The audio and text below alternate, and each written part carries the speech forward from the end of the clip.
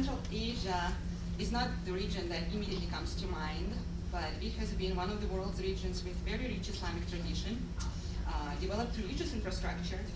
They also have progressive Muslim clergy and overall proclivity towards Islam. As all of you know, the Soviet regime, especially in the years immediately following 1917 Bolshevik Revolution, nearly decimated Islam or religion in general.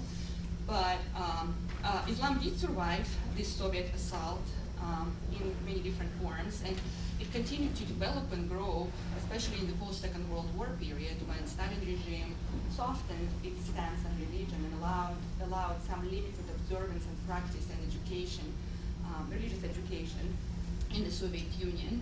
Okay? And when the Soviet government had loosened its grip on religion, Central Asia became one of the epicenters of Islamic revival, variously called as Islamic Renaissance, secondary Islamization, or simply re-Islamization. Until recently, approximately 50 million Muslims of Central Asia had been of interest to a very small group of scholars, mostly from anthropology, religious studies, and history. In my own field, political scientists have been mostly interested in studying radical aspects of Islamization, and the focus has been on radical Islamic groups, the assessment of threat posed by those extremist and religious groups. And I was, and continue to be one of those political scientists who is interested in Eurasian security. And I do believe that the threat of radical Islam is a very important concern which continues to exist there. I also think that the volume of literature on this topic overlooks the fact that the majority of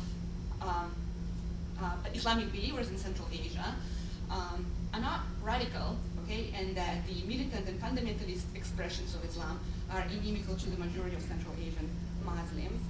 Therefore, I thought of giving more balanced consideration to the more prevalent, moderate political forms of Islam, and do not define Islamic revival merely as only manifested in radical manifestations of Islamic religion. So in this presentation and in this paper that is currently under review in one of the journals, I'm trying to take a kind of a broader perspective, a broader definition of Islamic revival. And any classification, any typology has its limitations, but I'm just going to go ahead and offer this classificatory scheme dividing Islamic revival into two broad modes: identity-oriented Islamic revival, knowledge-oriented Islamic revival, and action-oriented Islamic revival. And this classification is going to lay grounds for the structure of my presentation today. And I'm not suggesting that Islamic revival proceeds in some sort of a linear mode, going through all these modes and stages. No, this is not the purpose. I'm just using it as an analytical device to a little bit simplify a very complex picture of Islamic Renaissance in Central Asia. And so very quickly, what I mean by Islamic revival in all these various forms and types. So I will begin by showing that Islamic revival in Central Asian republics has predominantly taken form of just simple return to Islam as a way of life, and returning to certain rituals which had to be concealed or they could not be practiced openly in the Soviet era. It's also a return of Islam as part of identity, local, national, and regional. But Islamic revival has not been limited to this search for cultural, ethnic, religious roots of today's Kazakhs, Kyrgyz, Uzbeks, and so on and so forth. There has been growing interest in Islamic knowledge and renewed religious debates between Salafists, just a broad label to refer to various kinds of fundamentalists there, and Hanafi, modernists, and I'll talk about those more. And if time permits, I'll also show or talk a little bit about how those debates, how those differences in theological differences in the first place enabled the emergence of various Islamist organizations and movements, not all of which are jihadists or militant. Many of them are actually relying on electoral means or some other peaceful means for accomplishing their fundamentalist goals. Okay? So, first part, identity-oriented Islamic revival. So the process of Islamic revival in Central Asia manifested itself first and foremost in striking quantitative changes in the number of people who openly identify with Islam. This is a table that I assembled based on a variety of sources, published in the 1970s, 80s, and current estimates of the numbers of Muslims in Central Asia. And it is very difficult to make direct comparisons because Soviet-era censuses, they underestimated. A lot of people tried to conceal their religious identification for various reasons. So, of course, we cannot take those figures for granted. But open source data suggests that, of course, there is a spike in the number of people who openly identify with Islam. And I want to point it out that every individual or every group finds different criteria for this religious identification. Those criteria may include, I was born in a family of Muslims, that is why I'm Muslim. Or I live in the community which defines itself as Muslim. So by calling themselves Muslims, Central Asians do not necessarily follow all of the Islamic rules and prohibitions. They may not even go to mosque, maybe once a month, maybe once a week, but they still may call themselves Muslims, okay? So all those current estimates, so in all states by Kazakhstan, anywhere between 80 and 90% of residents identify with Islamic religion. And other quantitative indicators of this Islamic Renaissance are, of course, the growth in the number of mosques. And I will repeat it over and over again that I don't want to present Islamic revival as something uniform across Central Asia. Whether you define it by the degree of religiosity or the number of religious followers or the number of mosques that have been built. These are just some illustrations, some pictures of newly constructed or reconstructed mosques in Almaty, Astana, and Bishkek. Initially, those constructions were funded by funds from Arab states, Turkey, Pakistan. But the Central Asian governments themselves have been eager to invest whatever funds they have into the construction of mosques, restoration of shrines, or return of various places of pilgrimage to the local believers. Once again, Islamic revival has not been uniform across Central Asia, and there are important regional differences as well as differences inside each and every Central Asian republic. So just to give you a few examples, in Kazakhstan, residents of Xinjiang Oblast, which is located in the south, where the majority of Uzbek population is in Kazakhstan, are more religious than the rest of the country. In Kyrgyzstan, Osh and Jalalabad region, where again lots of Uzbeks, many Kyrgyz, has been traditionally much more religious than the rest of Kyrgyzstan. You all heard about the Fergana Valley, Uzbeks in particular. Uzbeks constitute the majority of residents of Fergana Valley. So those Uzbeks have been known as more religious than other Uzbeks, and there's Karakalpak region in the northwestern part of Uzbekistan, which is also more religious than the rest of the country. If you go to a capital, you will find that the majority of people residing there are just secular. They continue. They may think of themselves as Muslims, but they don't follow any of the rules and prohibitions. Don't go to mosque, eat pork and drink, and so on and so forth. So there are very important differences in religious observance. Okay, so for me, what I learned by doing this research over the past year is that Islamic revival in Central Asia has become to denote a breakup from the Soviet past, resuscitation of national heritage, rediscovery of cultural roots, and search for individual, communal, and national identities, and restoring those identities against identities of Russians who have been overshadowing lives of locals, especially Kazakhstan and Kyrgyzstan. Because of this very close association between religious rebirth or religious renaissance and national rebirth and renaissance, some scholars claim that we cannot even call all these quantifiable, quantitative changes as the revival of Islam. Okay? I partly agree with it. I do think that there is indeed some sort of rebirth of Islamic tradition, which has always been an important part of day-to-day activities of Central Asian peoples, and because by trying to build or design, construct some sort of national identity, elites in Central Asia draw on the writings of poets, historians from the past or from the present time. They celebrate urban culture or nomadic culture. But the thing is that you can almost never separate writings of a poet from who is oftentimes also a religious figure. So lots of elements of their national and ethnic traditions are really deeply intertwined with their religious traditions. So it is, to me, it's just almost impossible to separate Islamic Renaissance and national rebirth of these states. They've been reinforcing each other. Okay, so again, to me, national Islamic revival has been happening at this level of identity, construction, rediscovery of national heritage and cultural roots, more so than any other mode that I identified before. But I don't want to suggest that Islamic revival has been limited to that identity-oriented mode. So, in the past, during the Soviet era, Muslims of Central Asia could practice a variety of life cycle rituals marking birth, death, marriage, and some other important life cycle events. Right now, they continue practicing more openly, more widely. The difference, however, between the past and the present is that during the Soviet era, most of those practices which some Muslims in Arab states would not even consider to be Muslims, how Muslim is it to go to a shrine and tie a knot on a sacred tree or just drink from stream and hope that it's going to heal or cure something. But those are the Muslim practices, okay? But during the Soviet era, most of those Muslim practices had been de-intellectualized, and people practicing that just took them for granted as part of their ethnic, national, or religious identity.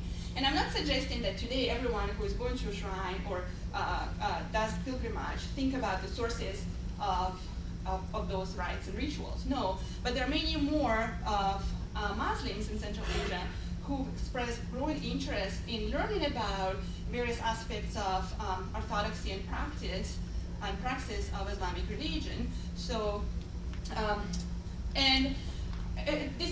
this search for enlightenment in Islam appeared very early in the 1990s, and of course it was unmatched by the availability of religious programs.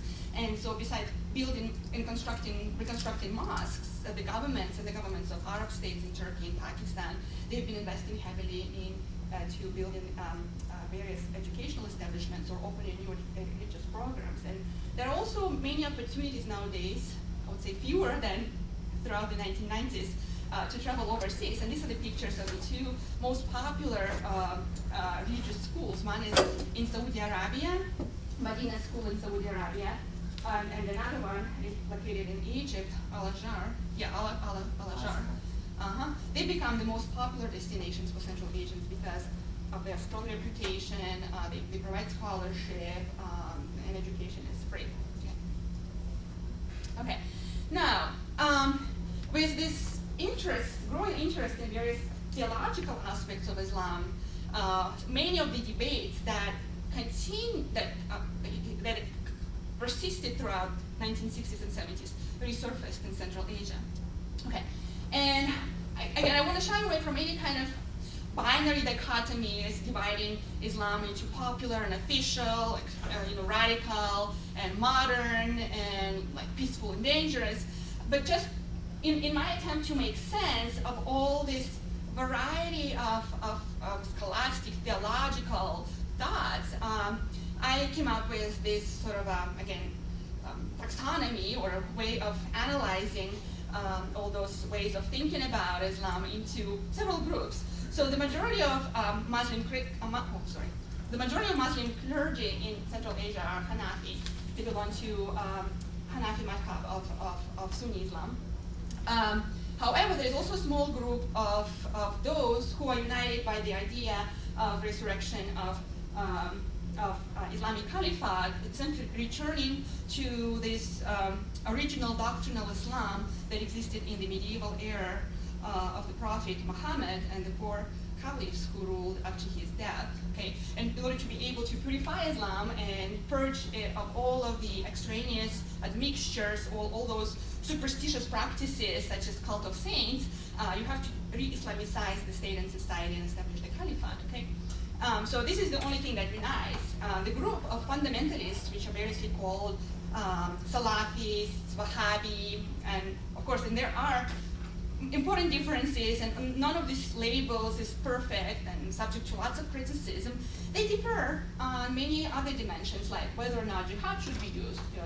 They differ on the place of modernity or science vis-a-vis Islam. And so, like for example, with regard to this dimension of modernity and science, all those fundamentalists can be divided into conservative and modernist. And conservative think that Islam should be shielded of any kind of modern influences, especially coming from non-Islamic states, whereas modernists and reformist Salafi, they are willing to embrace modernity and science insofar as it helps to accomplish their goals. But again, all these divisions are pretty blurry, can be easily blurred in practice, and you can find some similarities between both conservative fundamentalists and traditionalist Hanafis and so on and so forth. The point is that the majority of people, however, do not belong to either group of fundamentalists or Hanafis. The local expressions of Islam are not supported by either the first group or the second group, but most of the Central Asian believers are actually practicing the so-called local contextualized expressions of Islam, that merge some of the pre-Islamic precepts and beliefs and traditions with some elements of the Islam. Okay. And just one more thing about Hanafis that I wanted to mention. Hanafis continue to provide key support for the functioning political and social system in all Central Asian republics. And one of the reasons is because they continue to rely on fatwas that were issued by the Muslim administration during the Soviet era. And those fatwas, the rulings, they provide legitimacy to the separation of the secular state and religion. They provide legitimacy to the existence of Muslim community in a non-Muslim state. They also provide legitimacy to some of the practices and traditions which are inconsistent with Sharia law. Okay, so this group is extremely important, and the reason I'm throwing all this at you is again to demonstrate that Islamic revival and Islam in Central Asia has so many different aspects, and it is wrong to just attach this label of fundamentalists to any particular group, because even within the group of fundamentalists there are so many different theological disagreements, points of view on the laws and practices within Islamic religion. Okay, and moving on to just to show you how those debates that have their roots in clandestine religious circles that existed in the 1970s in parts of Uzbekistan and Tajikistan, how these debates enabled the emergence of some Islamist organizations and movements there. I'm just going to show you examples of some of them. You all heard about Adolat, one of the early Islamist groups that appeared in the Namangan region in Uzbekistan, and we can use the typology to identify the differences, the kind of theological foundation of each and every Islamist group. So it is a conservative Salafi organization which has tried to essentially create a caliphate, first in Namangan and then in the rest of Uzbekistan. It had a radical wing of Islam, Lashkar-Lari, the Warriors of Islam, which propagated jihad, and they were the ones who staged some violent actions against the secular authorities in Namangan in 1991-1992. And even, I'm using this example because there are lots of, pretty much every Islamist organization in Central Asia has not been the same. It has evolved. Groups will split away from the original organization. There will be polarization within the group. Theologians will say one thing, then there will be a wing of warriors, and eventually it will split. And so Adlat is an excellent example of how it usually happens. So this radical wing gradually almost like separated from the theological group priests who provided the theological foundation for this group and staged violent activities against the Karimov government, which quickly quelled that resistance and the group was disbanded. The remnants of this group formed Islamic Movement of Uzbekistan. You all heard about it. It's notoriously known terrorist organization, staged a number of terrorist attacks in Uzbekistan, raids on Kyrgyzstan, fought against the allied forces in Afghanistan. But because it is sort of a successor to Adalat, it inherited many of the features of Adalat, so it's also a conservative select organization. But because it was formed by the jihadist wing, it had, from the very beginning, it had a very weak theoretical background, but very considerable fighting experience.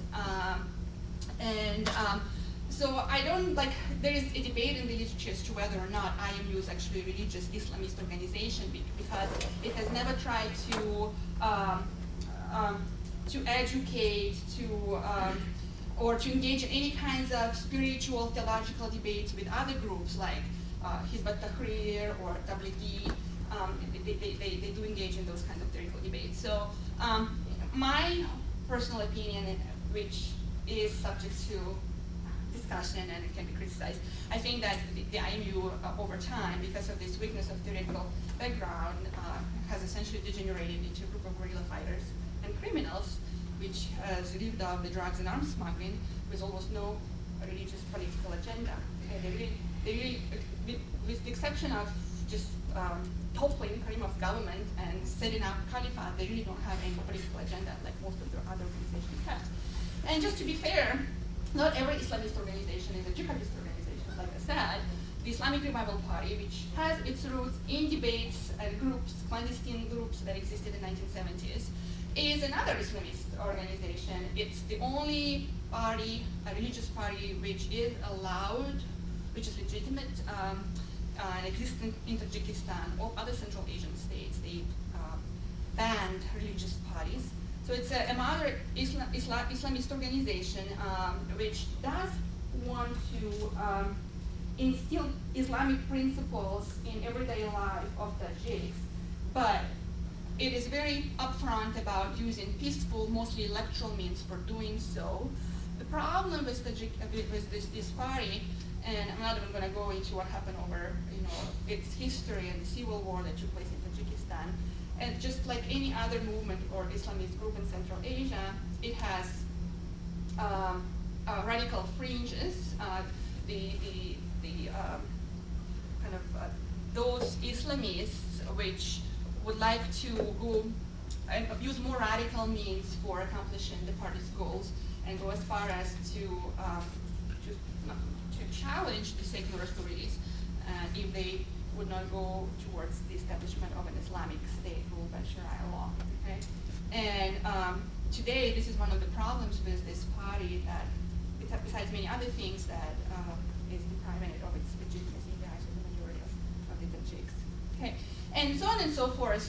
This is just some of the examples of other Islamist organizations which histories somewhat resemble those of Akramiya, and those of Adalat, and like Hizb ut-Tahrir also had some splinter groups. And the bottom line is that, again, it's a mistake to treat Islamic revival as limited to those Islamic groups, number one. Number two, they are very, very different. They pursue seemingly similar agendas, but they do have somewhat different platforms. They are driven by different theological foundations, and they disagree among themselves, and all this should be taken into consideration when you try to do any kind of research or thinking about those groups. Okay, and I'm gonna try to pull it all together and conclude that Islamic revival has been a very diverse, versatile, very many-sided process, and an even one.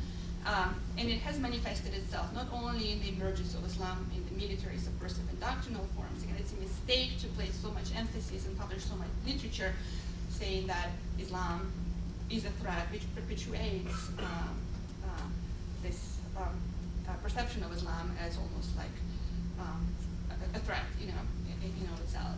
But it has also manifested itself in the open introduction of Islamic practices and rituals into people's daily lives and intensified enlightenment tendencies.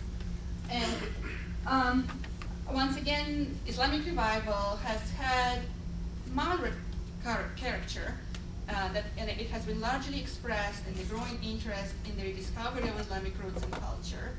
And I think the governments of Central Asian states have been partly responsible for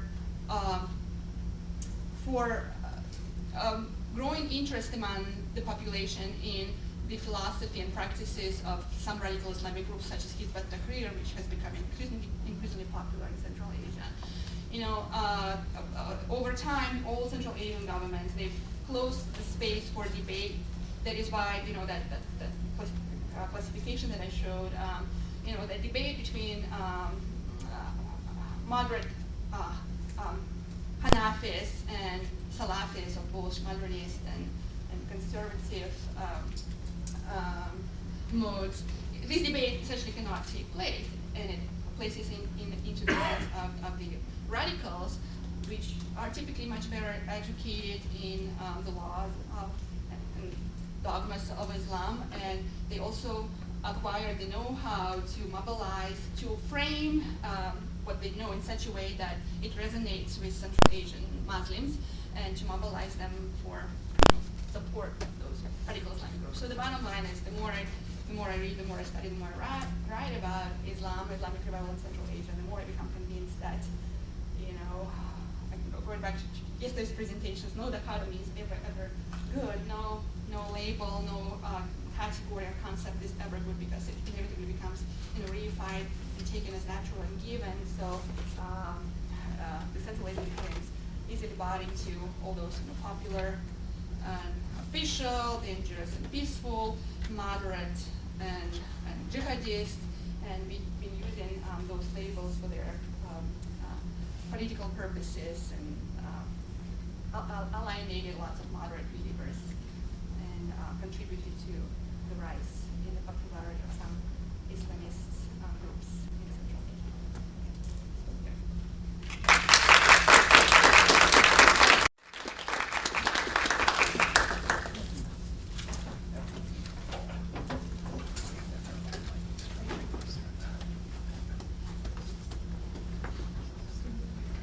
Thank you, Maria. Our second panelist is Professor Helen Hundley from Wichita State University. She's a professor of history. Welcome back to the North Country. She has her PhD from the University of Illinois, Champaign-Urbana. She is a Russian historian whose work focuses on the Tsarist Russian Empire in Siberia in the 18th and 19th centuries. She has written on the Tsarist administration and on Buddhism in Buryatia in the 18th and 19th century. I'm sure I mispronounced that. She has traveled extensively from the capital from the capital of Mongolia, Ulaanbaatar, to Irkutsk in Siberia. Her latest publication was Defending the Periphery, Tsarist Management of Buryat Buddhism, and she will be speaking to us today on the topic of Siberian Buddhism, Revival and Identity in the Post-Soviet Era. Professor Huntley.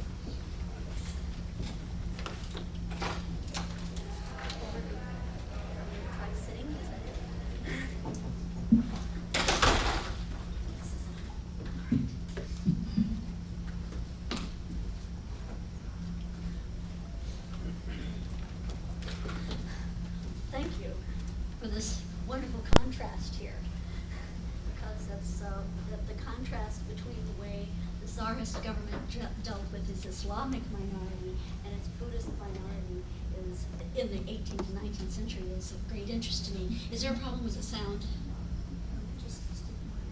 Oh, can you hear me? That's better. I could turn it off and I'm probably better.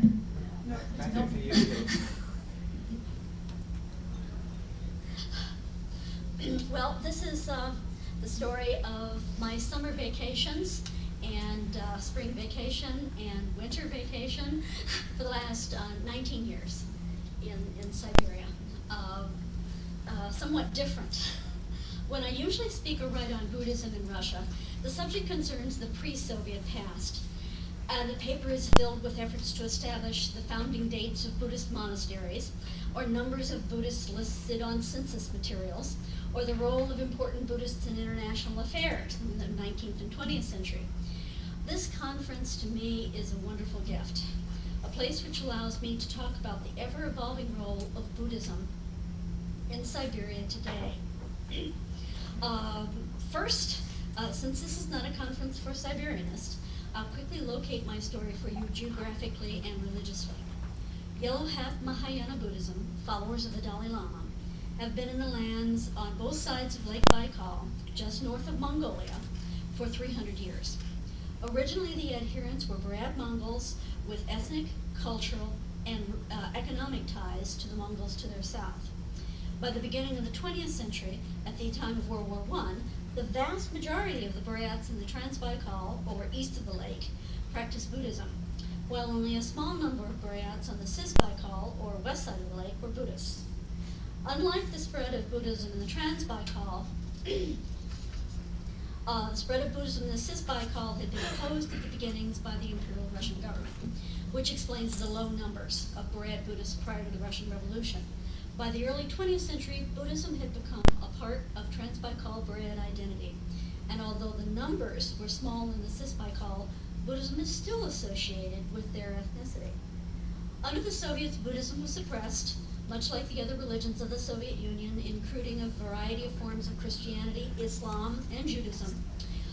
During the interwar period, numerous Buddhist monasteries were destroyed or used for storage. Lamas were killed and Buddhist relics were destroyed, and some were hidden. In the Soviet era, in an attempt to control and watch religious groups, the Buddhists received a new headquarters because the Tsarist era headquarters was too far from any Soviet political center. Just outside of Ulan-Ude, the capital of the Buryat region and headquarters of Soviet power and non-Buryat population of the region, the Ilgoginsk Datsan was opened in 1945. This location, close to Soviet administration and Great Russians, provided opportunities for greater control over even though the government-chosen lamas, should they decide to deviate from party directives. Following the failed coup 20 years ago this week, the drive to regain Buddhist identity and property began in earnest. To do this, monasteries and lamas would have to be recreated. So much time had elapsed, however, that much had been lost. One story will clarify the situation immediately following the creation of the Russian Republic. I was in Irkutsk in the Cisbaikal in the spring of 1993. As a historian, I wanted to see the seat of Buryat Buddhism and the head of Buddhism, the Bandido Lama. According to the documents from Imperial Russia, this headquarters at Gusino Ozera, Goose Lake, Tamchinsky Datsan, was close to the Mongolian border and some distance south of Ulan-Ude. I asked a number of great Russians connected to the university in Irkutsk if the monastery was still standing, and if so, how to get to Gusino Ozera. They all said that I was mistaken, that the town of Gusino Ozersk, you notice it's a different word, had no Buddhist structures, and it was a power plant village.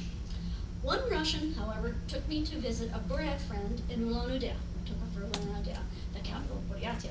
There, among Buryats and Russians, I feared that the memory of the Datsan of Gusino Ozero was lost. Finally, I was taken to meet a Buryat artist, and we all stood around talking for a certain length of time before he finally said, "The American's right." Interestingly, younger Buryats in the room were surprised by this information. That was what was so striking to me. Obviously, much information on this core element of Buryat identity had been kept from many of the younger generations. An expedition was initiated, and we traveled to the former headquarters of Buddhism in the Russian Empire in Alata. At that time, after decades of neglect, a handful of lamas had just begun to fix up two nearly derelict buildings. While this find was of enormous interest to me as a historian, it was clear that the Buryats saw the renewal of these buildings served as labors of love and an opportunity to regain their heritage. Unfortunately, due to a fire in the late 1990s, the rebuilding efforts have been slowed. The trip down there, which was very interesting all the way around, yes, Busina Ozerk does exist. It's on the other side of the lake. The older village is still there, and what had been done since the end of the Tsarist era was that the Soviets had just built houses all the way around in concentric circles around the monastery, and it was like going through a maze, a corn maze, to finally get into the monastery. And meanwhile, what had been done to the town, the little village, was it was used for military storage. And what the fire did was set off the arsenal in the village, and rockets went off, and the monastery was hit by a rocket. As mostly it was homes that were damaged. So the name of the Datsan itself is Tamchinsky. One problem that it faces even after rebuilding is that it's still an isolated place, even for modern transportation. You have to, I'm going back in May. I'm sure probably the dirt road has finally been replaced, but it is still pretty distant. It was built to serve a nomadic 18th century culture, and it was a wonderful place for the population when it was built. Therefore, despite its connection to the Soviet era, Ivolginsky, the new one built by the Soviets, remains the headquarters for Buddhism and the home for the new Bandido Humbo Lama. This is the man who heads all Buddhism in Russia. Well, what about this Ivolginsky Datsan? Well, since the fall of the Soviet Union, Ivolginsky Datsan has blossomed. Two important elements make the new monastery an acceptable heir to the older monastery, despite its connection to the Soviet Union. First, the location of the Datsan, so close to the new Buryat Republic capital, with a wide range of transportation, has made it more accessible, as Ulan-Ude has good roads, rail, the Trans-Siberian Railroad, and an airport. This allows not only Buryats, but people from around the world, including dignitaries, ease of access. A number of visits of important people have been chronicled, and this is in the last 15 years, and this has been seen as a point of pride, an ability to show people from the outside Buddhism and Buryat culture. And you notice I'm mixing the two. And second, Ivolginsky has recently become more holy to his believers. The 12th Bandido Humbo Lama, Dashi Dojo Itielgov, was the final Bandido Humbo Lama chosen prior to the Soviet era. And he died in 1927. He had prophesied that his body would not deteriorate, and he was buried in secret because it was the 1920s. And he said, find out how things are going in 30 years. So in 1957, his still uncorrupted body was dug up and then hidden again because it was the 1950s. But the point had been made. His prophecy was correct. This was going to be a great Lama, and where he eventually is going to be located, and this is going to be the issue, is going to in itself become a holy place. Think of outside of Moscow and the Russian Orthodox Church. And so this miracle eventually raised an already respected Lama to an already higher respect among the Buryats themselves. Of course, there's a small group that know about it until the 1990s. And so in the 1990s, the information becomes public again, gradually, among the Buryats people. The decision is finally made after much discussion and thought and prayer as to when to dig him up and when to move him, where to intern him permanently. And he was exhumed and reburied at Ivolginsk on September 11th, 2002. And I haven't had a chance. I should have asked. I was with the Mongols a month ago if it had been postponed for a year or if September 11th was chosen for a reason.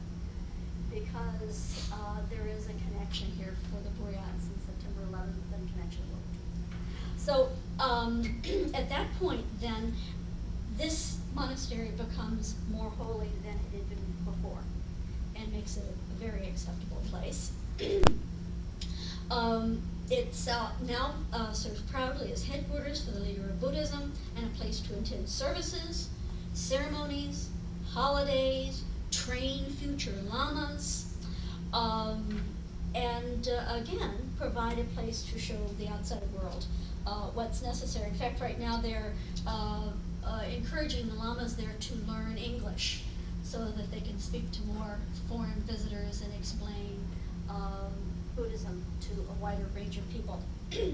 So there's one dark story, but that deserves another discussion. Despite Russian government interference in the living arrangements at the monastery involving a murder of a lama in the mid-1990s, the monastery has flourished due to great local support. There's actually another interesting manifestation of Buddhism and a desire for more Buddhism in the region. So in addition to the pre-Soviet Mahayana Yellow Hat Buddhism, a new movement has appeared in Irkutsk, again on the Cis-Baikal, where there are far fewer Buryats. The Buryat identification with Buddhism appears especially in the appearance of the Diamond Way Buddhist Center in Irkutsk. Not only is the movement new to the region, the Lama is not Buryat. Whatever controversies surrounding Lama Ole Nidal, he's a Dane, the Buddhist Diamond Way Buddhism Center in Irkutsk is directed by a Buryat, a person who's really there all the time. And if you look at the groups of people there, they are mostly local Buryats, and some of European descent, which would also lead to another discussion. So there is a growing interest there, and I know there's interest in spreading Yellow Hat Mahayana Buddhism more to the Cis-Baikal, and that's being worked on as well. You cannot discuss Yellow Hat Mahayana Buddhism without mentioning the Dalai Lama. And the 14th Dalai Lama has certainly played a conscious role in revival of Buddhism in the region. He actually was allowed to come in before the end of the Soviet Union, but his early visits in the 1990s played an enormous role. And of course, if you ask any Buryat, say in the summer of 2011, about the Dalai Lama's visits, they can tell you in detail of which villages he went to and such with great pride. And it did seem that these much heralded visits in 1991 and 1993 were going to herald many more visits. But they have not recently, and this is not the Dalai Lama's fault. It is the Russian government that has discouraged his visits. And I had assumed this was in some ways tied into concern about Buddhist growth or such on Putin's part. And the answer, according to the Buryats, is no, it's China. Moscow is caving in to Chinese pressure concerning the Dalai Lama. And so it's not nothing personal on the part of the government. It's just geopolitics. And on the other hand, if the Dalai Lama is not allowed to arrive, there are any number of visits, I know I've seen some of them, of representatives of the Dalai Lama who come and give teachings, hold audiences with believers and others, anyone wishing to have help with their problems. I went with a friend of mine who is great Russian and Orthodox Christian who went to see one of the Dalai Lama's advisors. Over divorce. So Buddhism is appearing physically around the region, and the Dalai Lama's role and presence, even if he is not there, is certainly heartfelt. So how do you see more physical manifestations of Buddhism in the region? And the fact is, it's a Buryat Buddhist identity is ever present throughout both urban and rural Buryatia. Ulan-Ude was a drab and soulless town under Soviets. If we had had Google in the 1980s and Google drab and soulless, Ulan-Ude would have come up. It was just, but after the breakup of the Soviet Union, and it took a while, but it did occur.